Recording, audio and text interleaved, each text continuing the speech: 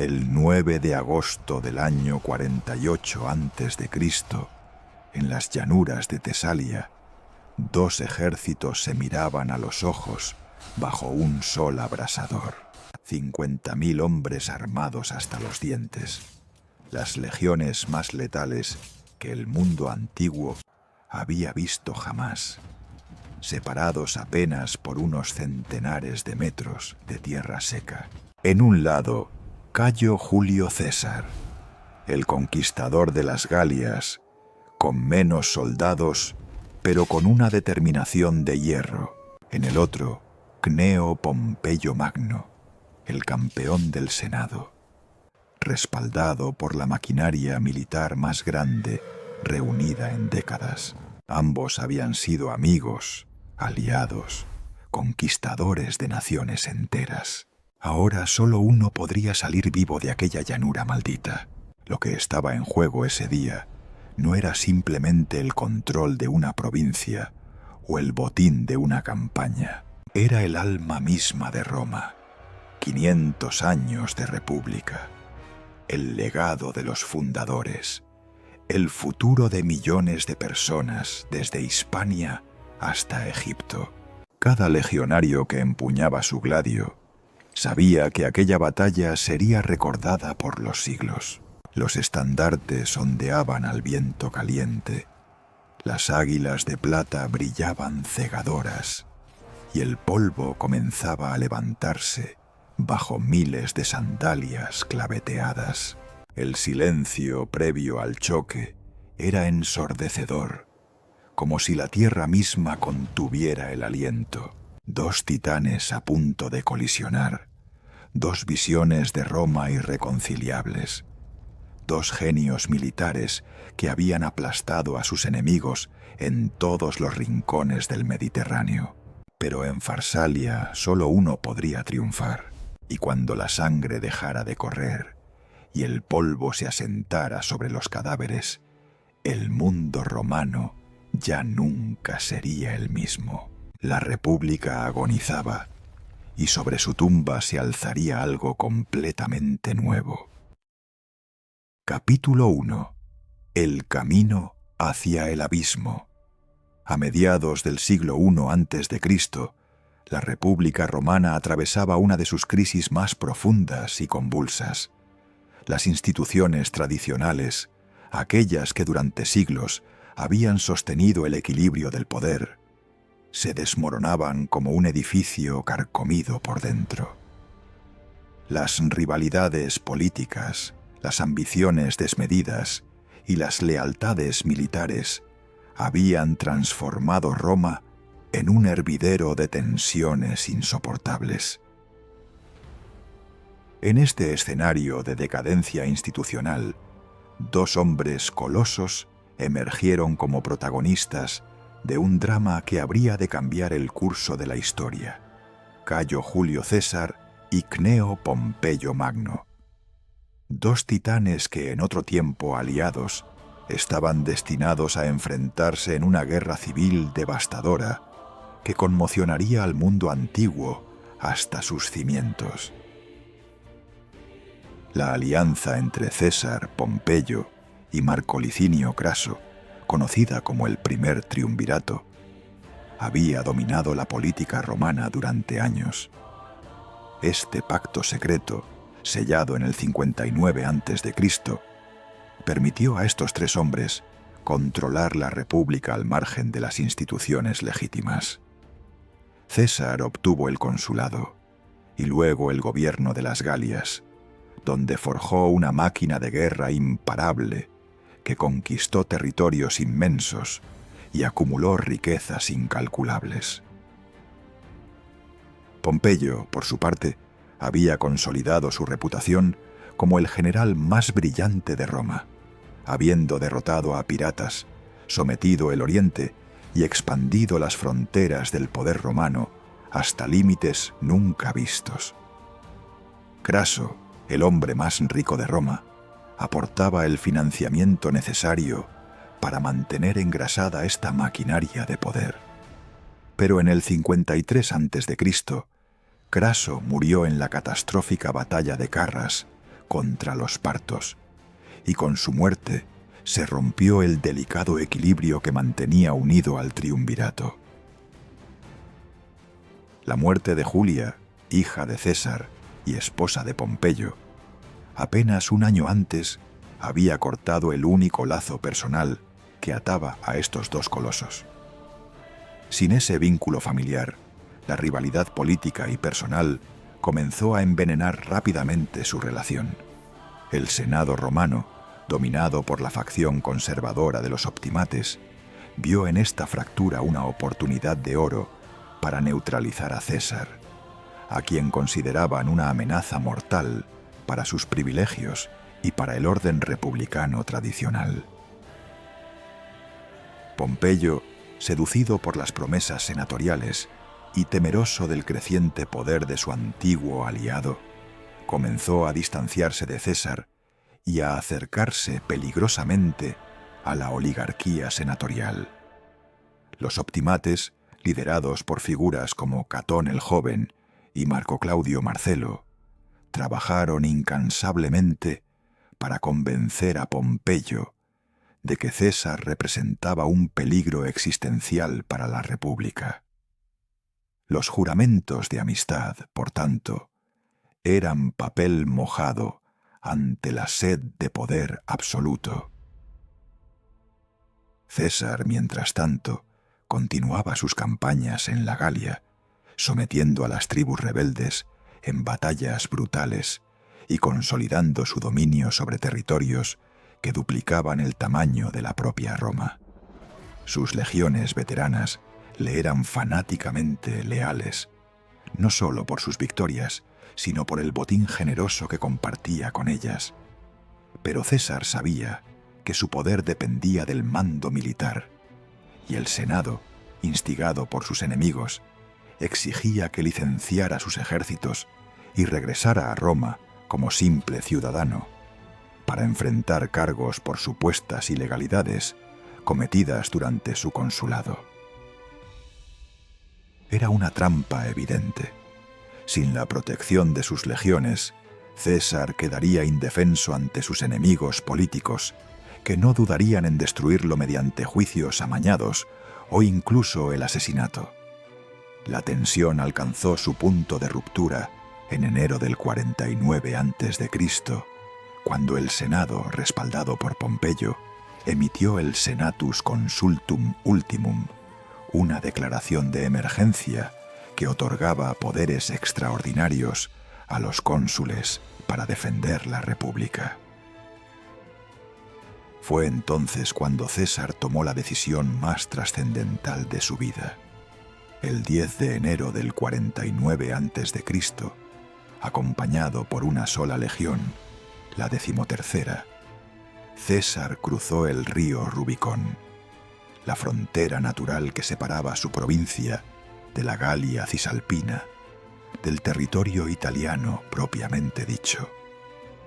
Según la ley romana, ningún general podía cruzar esa frontera con tropas armadas sin autorización del Senado, bajo pena de ser declarado enemigo público. Al vadear las aguas de ese pequeño río, César pronunció las palabras inmortales: Alea iacta est, la suerte está echada. Con ese acto audaz y desafiante, César declaraba la guerra a la República, al Senado y a su antiguo aliado Pompeyo. La Segunda Guerra Civil Romana acababa de comenzar, y con ella se iniciaba una espiral de violencia que transformaría para siempre el mundo mediterráneo. Pompeyo, sorprendido por la rapidez y audacia de César, abandonó precipitadamente Roma con los cónsules y gran parte del Senado. Su plan era retirarse hacia Grecia, donde disponía de recursos, aliados y tiempo para reclutar un ejército capaz de aplastar a César. Italia cayó en manos cesarianas casi sin resistencia, pues las ciudades abrían sus puertas al conquistador de las Galias, impresionadas por su clemencia y su fama. César ofreció el perdón a quienes se le unieran, una estrategia política brillante que contrastaba con la brutalidad habitual de las guerras civiles romanas. Mientras Pompeyo cruzaba el Adriático hacia tierras griegas, César consolidaba su control sobre Italia y luego marchaba hacia Hispania para neutralizar las legiones pompeyanas allí estacionadas. La campaña de Ilerda, en Hispania, demostró el genio militar de César, quien derrotó a los generales pompeyanos Lucio Afranio y Marco Petrello sin necesidad de una batalla campal decisiva, empleando maniobras estratégicas que les cortaron los suministros y les obligaron a rendirse. Tras asegurar Occidente, César regresó a Italia y se preparó para la invasión de Grecia, la jugada más arriesgada de toda la campaña. En el invierno del 49 a.C., César intentó cruzar el mar Adriático con apenas la mitad de sus fuerzas disponibles, una osadía temeraria que sorprendió a Pompeyo, quien no esperaba un movimiento tan audaz en plena estación invernal. El bloqueo naval pompeyano, comandado por el almirante Bíbulo, logró impedir que el resto de las tropas cesarianas cruzaran inmediatamente, dejando a César en una posición extremadamente vulnerable con solo 30.000 hombres en territorio enemigo. Pompeyo, que había reunido un ejército formidable de 11 legiones y disponía de abundantes suministros y el apoyo de las ciudades griegas, decidió aplicar una estrategia de desgaste. Su objetivo era agotar a las fuerzas cesarianas mediante el hambre y la falta de abastecimientos, sin arriesgar una batalla campal que podría perderse por un golpe de fortuna. Durante meses, los dos ejércitos maniobraron por tierras griegas como dos gladiadores buscando el momento de asestar el golpe definitivo. En la primavera del 48 a.C., Marco Antonio logró romper el bloqueo naval y desembarcar con 20.000 hombres de refuerzo, uniendo sus fuerzas con las de César. Con su ejército completo, César buscó forzar una batalla decisiva, pero Pompeyo continuó eludiendo el enfrentamiento directo. El asedio de Dirraquio resultó un auténtico desastre para César. Pompeyo había fortificado una posición formidable junto al mar, asegurándose suministros ilimitados por vía marítima, mientras César intentaba cercar la ciudad con una línea de circunvalación. Cuando dos oficiales de caballería gala desertaron del ejército cesariano y revelaron a Pompeyo el punto débil de las defensas enemigas, el general optimista lanzó un ataque devastador que rompió las líneas cesarianas y obligó a César a una retirada precipitada. Fue una de las peores derrotas de su carrera militar, una humillación que puso en serio peligro toda su campaña. Las bajas fueron considerables y la moral de sus tropas se resintió gravemente. César se retiró hacia el interior de Tesalia, buscando recomponer sus fuerzas y alejarse de la costa, donde Pompeyo tenía ventaja logística. Estableció su campamento en las llanuras de Farsalia, junto al río Enipeo, un terreno que no presentaba características favorables para sus tropas, pero que le permitía reorganizarse. Pompeyo le siguió y estableció su propio campamento a menos de 2 kilómetros de distancia, en una colina que le proporcionaba excelente defensa y facilidad de abastecimiento. Durante días ambos ejércitos permanecieron frente a frente, midiendo sus fuerzas y esperando el momento adecuado.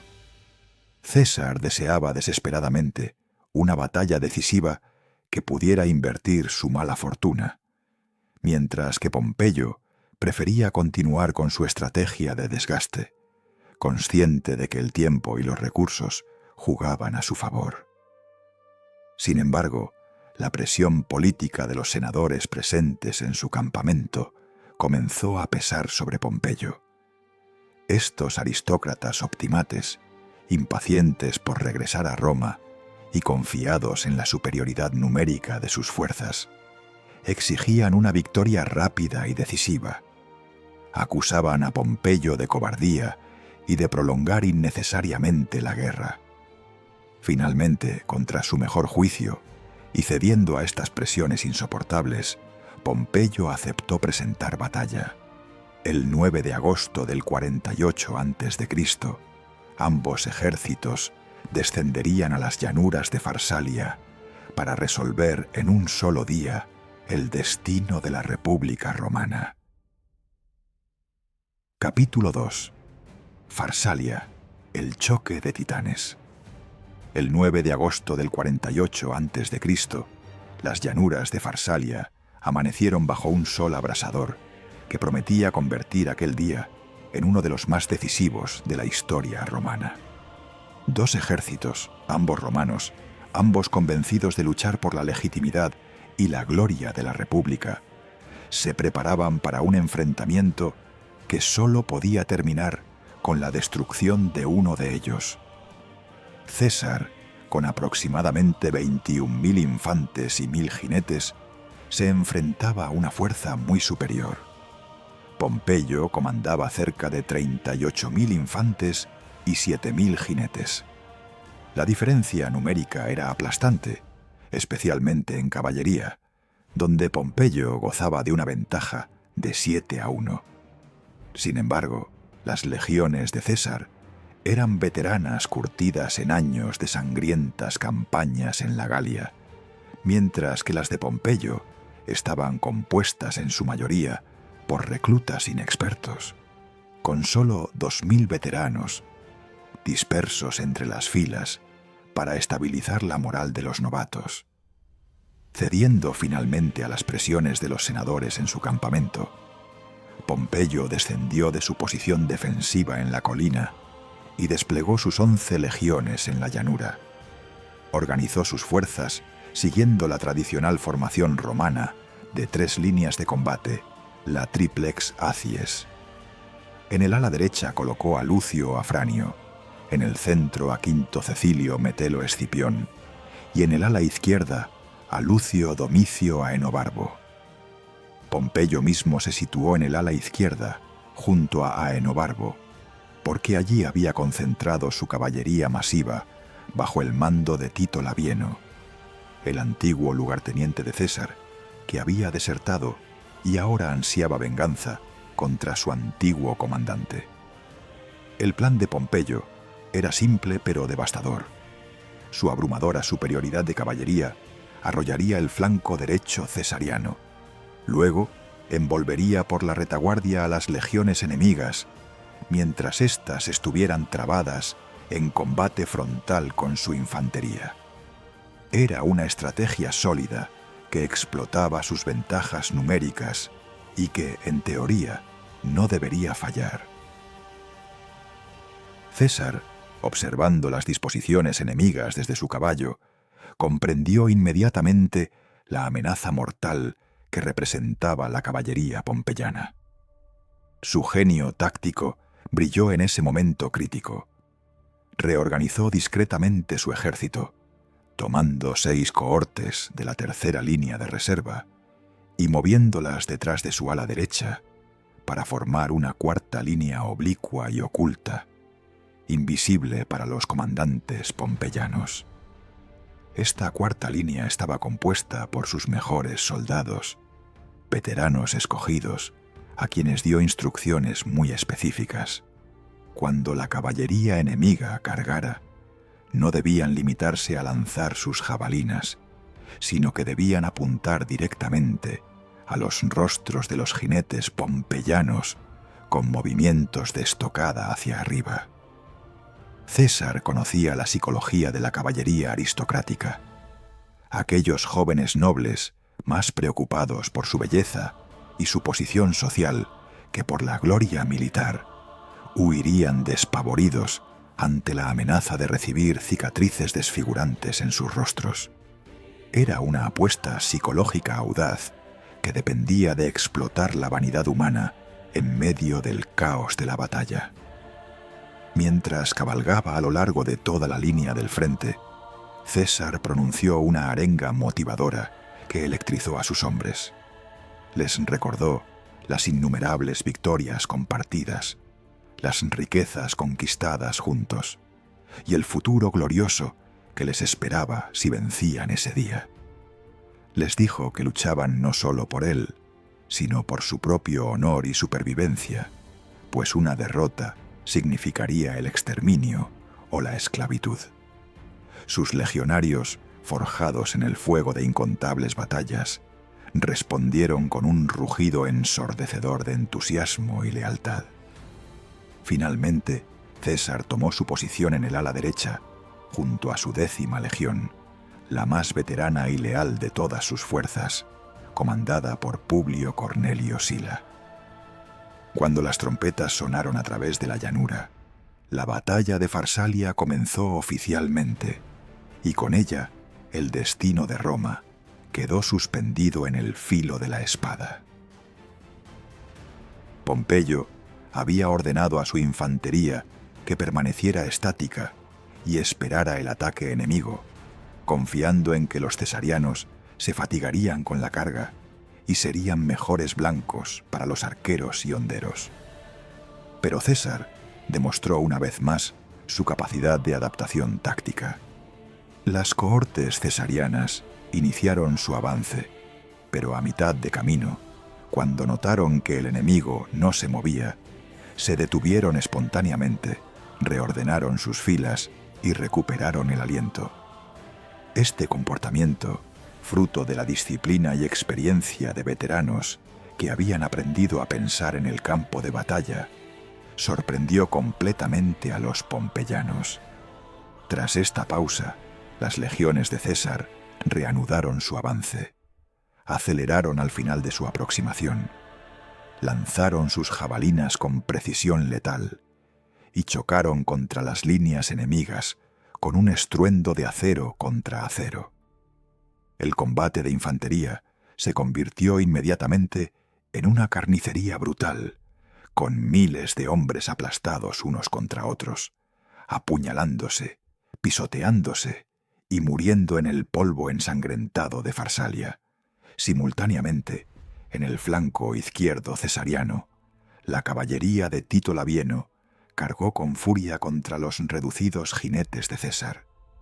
La superioridad numérica pompeyana era tan abrumadora que los jinetes cesarianos comenzaron a retroceder inmediatamente, aparentemente desbordados y al borde del colapso. Labieno y sus hombres, emocionados por el éxito aparente, perdieron la formación y se convirtieron en una masa desordenada que perseguía con euforia a su enemigo en retirada. Fue entonces cuando César dio la orden que cambiaría el curso de la batalla. Las 6 cohortes de la 4ª línea, hasta ese momento ocultas y frescas, surgieron repentinamente y cargaron contra el flanco expuesto de la caballería pompeyana. Los veteranos cesarianos, siguiendo las instrucciones de su comandante, apuntaron sus lanzas hacia los rostros de los jinetes enemigos, amenazándolos con cicatrices permanentes. El efecto fue devastador. Los aristócratas pompeyanos, horrorizados ante la perspectiva de quedar desfigurados, rompieron filas y huyeron en desbandada caótica, arrastrando en su huida a arqueros y honderos que fueron masacrados sin piedad. Con la caballería pompeyana destruida y dispersa, las cohortes cesarianas de la 4ª línea no persiguieron a los fugitivos, sino que ejecutaron una maniobra impecable, girando hacia la izquierda para caer sobre el flanco y la retaguardia de la infantería pompeyana. En ese momento crítico, César ordenó avanzar a las cohortes de su 3ª línea, que aún permanecían en reserva, lanzándolas al combate para reforzar el centro de su ejército. Los pompeyanos, atacados frontalmente por legionarios furiosos y envueltos por su flanco izquierdo por las cohortes victoriosas de César, comenzaron a desmoronarse. El pánico se propagó como un incendio a través de sus líneas. Los reclutas inexpertos, al ver que su caballería había huido y que estaban siendo rodeados, arrojaron sus armas y comenzaron a correr desesperadamente hacia su campamento. La formación pompeyana se deshizo en una avalancha humana de terror y confusión. Pompeyo, observando desde su posición en el ala izquierda cómo su ejército se desintegraba ante sus ojos, permaneció paralizado por la incredulidad y el shock durante preciosos minutos. Finalmente, comprendiendo que la batalla estaba irremediablemente perdida, se quitó las insignias de mando, galopó hacia su campamento y se encerró en su tienda, sumido en un estupor de derrota. Las legiones cesarianas persiguieron sin misericordia a los pompeyanos en fuga, masacrando a miles en su huida caótica. Cuando alcanzaron el campamento enemigo, los defensores intentaron resistir brevemente, pero fueron abrumados por la furia de los veteranos cesarianos que irrumpieron en las fortificaciones como una marea imparable. Los senadores y oficiales pompeyanos, que habían estado discutiendo días antes sobre cómo repartirse las magistraturas tras la victoria, corrieron despavoridos buscando escapar de la masacre. Pompeyo, sacado de su estupor por el sonido de las armas, acercándose a su tienda, montó precipitadamente en su caballo y huyó del campamento con un pequeño séquito de seguidores leales. La batalla de Farsalia había concluido con una victoria cesariana tan completa y aplastante que cambiaría para siempre el equilibrio de poder en Roma. Según los propios informes de César, probablemente exagerados para magnificar su triunfo, 15.000 soldados pompeyanos murieron y 24.000 fueron capturados, junto con las águilas de 9 legiones y 180 estandartes diversos. Las bajas cesarianas fueron asombrosamente bajas, menos de 1.000 hombres, una desproporción que testimoniaba tanto el genio táctico de César como la debacle total del ejército pompeyano. La República Romana agonizaba en los campos ensangrentados de Farsalia, y con ella moría también el sueño de Pompeyo de restaurar el orden tradicional del Senado. Capítulo 3. El precio de la victoria y la agonía de la República. La victoria de César en Farsalia no fue simplemente el triunfo de un general sobre otro, sino el comienzo del fin de 500 años de tradición republicana romana. Mientras los últimos soldados pompeyanos se rendían en la mañana del 10 de agosto, César recorrió el campo de batalla, contemplando los miles de cadáveres que cubrían las llanuras como un manto macabro. Según las fuentes, pronunció palabras de profunda amargura. Ellos lo quisieron, me forzaron a esto. La frase revelaba una verdad inquietante. Aquella masacre de ciudadanos romanos por ciudadanos romanos era una tragedia que ninguna gloria militar podría jamás borrar. César ordenó que se recogieran los cuerpos de los oficiales pompeyanos y se les diera sepultura honorable, en un gesto de clemencia calculada que contrastaría con la brutalidad habitual de las guerras civiles. Sin embargo, miles de legionarios anónimos quedaron insepultos, pasto de los buitres y los perros salvajes, sus huesos blanqueados por el sol de Tesalia durante años. Pompeyo Magno, el hombre que había conquistado Oriente y había sido considerado el general más grande de su generación, huyó de Farsalia como un fugitivo común. Acompañado por un reducido grupo de seguidores leales, cabalgó durante días sin rumbo fijo, sumido en un estado de shock y desesperación. Finalmente se dirigió a la costa y embarcó hacia Lesbos, donde se reunió con su esposa, Cornelia, y su hijo menor, Sexto Pompeyo. El encuentro fue desgarrador. Pompeyo, antaño arrogante y seguro de su grandeza, era ahora un hombre roto, que apenas podía articular palabras coherentes. Cornelia intentó consolarlo, pero Pompeyo sabía que su carrera política y militar había terminado en las llanuras de Farsalia. Tras deliberar sobre su destino, decidió zarpar hacia Egipto, confiando en que el joven faraón Ptolomeo XIII, a quien había ayudado años atrás durante su campaña en Oriente, le ofrecería refugio y apoyo para reorganizar sus fuerzas dispersas. Fue una decisión fatal que lo conduciría directamente a su trágico y deshonroso final.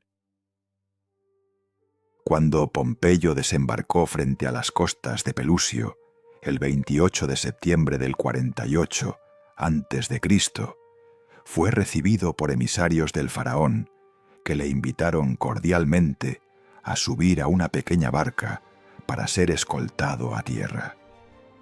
Pompeyo, confiado en la tradicional hospitalidad oriental hacia los suplicantes, se despidió de Cornelia y subió a la embarcación, acompañado solo por algunos libertos. Pero en la corte egipcia, los consejeros del joven faraón Ptolomeo XIII habían debatido febrilmente qué hacer con el refugiado romano. El eunuco Potino y el retórico Teodoto argumentaron con lógica despiadada que Pompeyo vivo representaba un problema diplomático. Si lo rechazaban, se convertiría en su enemigo, pero si lo acogían, provocarían la ira de César. La solución, según Teodoto, era simple y brutal: un hombre muerto no muerde.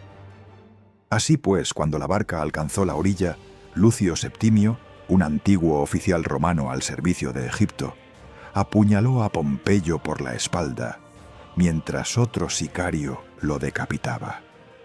El conquistador de Oriente, el hombre que había desfilado 3 veces en triunfo por las calles de Roma, murió en la arena de una playa egipcia como un animal sacrificado, mientras su esposa observaba horrorizada desde el barco la ejecución de su marido.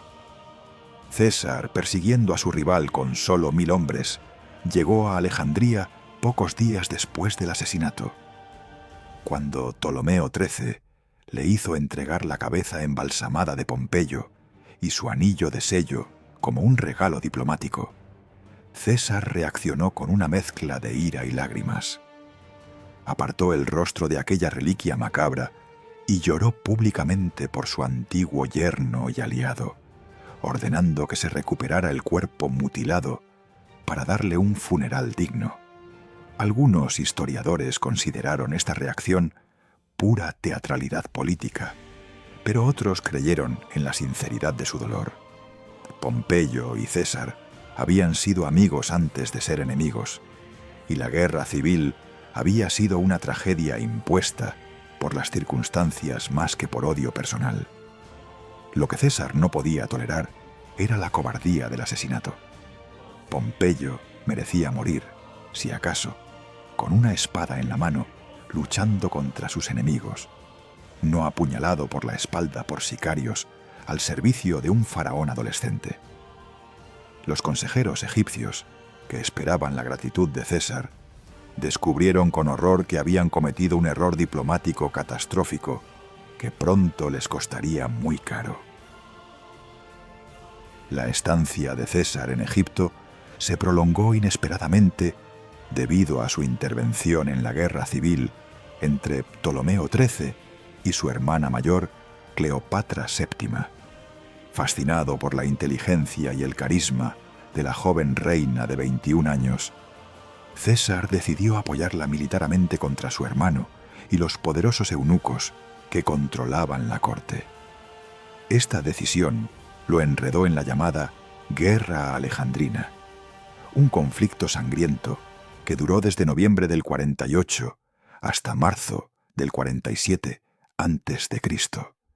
Durante meses, César y sus reducidas fuerzas quedaron sitiados en el Palacio Real de Alejandría por el ejército egipcio muy superior en número, enfrentándose a combates desesperados en las calles de la ciudad. El incendio del puerto alejandrino, provocado accidentalmente durante uno de estos enfrentamientos, destruyó parte de la legendaria Biblioteca de Alejandría, una pérdida cultural incalculable que manchó la campaña cesariana. Finalmente, con la llegada de refuerzos desde Asia Menor, César derrotó al ejército de Ptolomeo XIII en la batalla del Nilo, donde el joven faraón murió ahogado mientras huía. Cleopatra fue restaurada en el trono, convirtiéndose en amante y aliada de César, con quien tendría un hijo llamado Cesarión. Mientras César se entretenía en Egipto con asuntos amorosos y dinásticos, los restos del bando pompeyano no permanecieron inactivos. En África, los generales Quinto Cecilio Metelo Escipión y Marco Porcio Catón, el joven, reunieron las fuerzas dispersas y reclutaron nuevas legiones con el apoyo del rey Juba de Numidia, quien aportó 60 elefantes de guerra y miles de jinetes númidas. Este ejército de resistencia, que alcanzó los 60.000 hombres, representaba una amenaza seria que César no podía ignorar indefinidamente. Tras resolver la situación egipcia y realizar una breve pero exitosa campaña en Asia Menor contra Farnaces II del Ponto, donde pronunció su famosa frase «Veni, vidi, vici». Al describir su victoria relámpago en Cela, César regresó finalmente a Roma en septiembre del 47 a.C. Su estancia en la capital fue breve. Debía enfrentarse urgentemente a la amenaza africana antes de que se consolidara. En diciembre, zarpó hacia África con 8 legiones y 3.000 jinetes, desembarcando cerca de Adrumetum para iniciar la campaña final contra los republicanos. La campaña africana demostró una vez más el genio militar de César, aunque también reveló las tensiones crecientes en su propio ejército.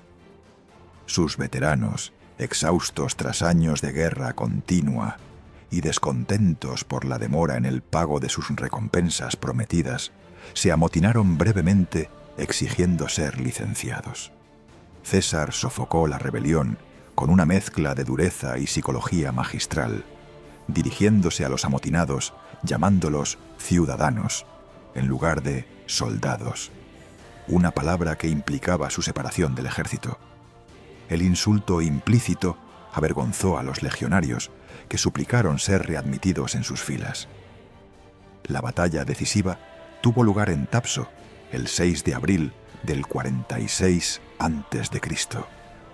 César, aprovechando un momento de confusión en las líneas enemigas, lanzó un ataque que sus oficiales consideraron prematuro y temerario. Sin embargo, la carga cesariana destrozó las formaciones africanas y provocó el pánico entre los elefantes, que se volvieron contra sus propios soldados, aplastándolos bajo sus patas. La masacre fue terrible. Los legionarios cesarianos, enfurecidos por años de guerra civil, no dieron cuartel y asesinaron a decenas de miles de prisioneros desarmados.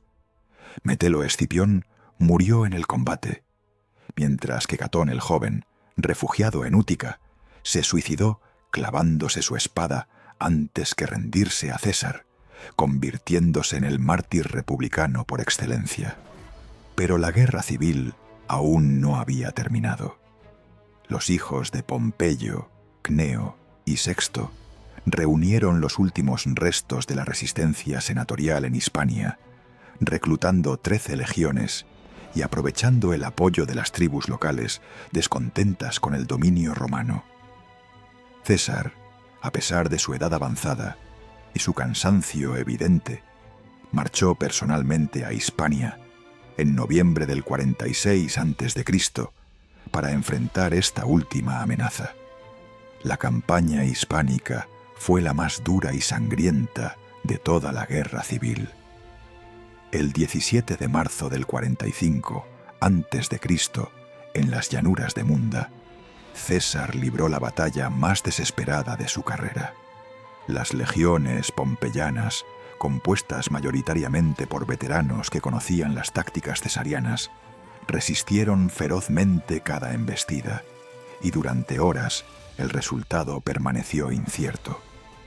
El propio César tuvo que desmontar de su caballo, tomar un escudo y lanzarse personalmente al combate para evitar que sus líneas se derrumbaran, gritando a sus hombres que si querían regresar a Italia debían vencer ese día.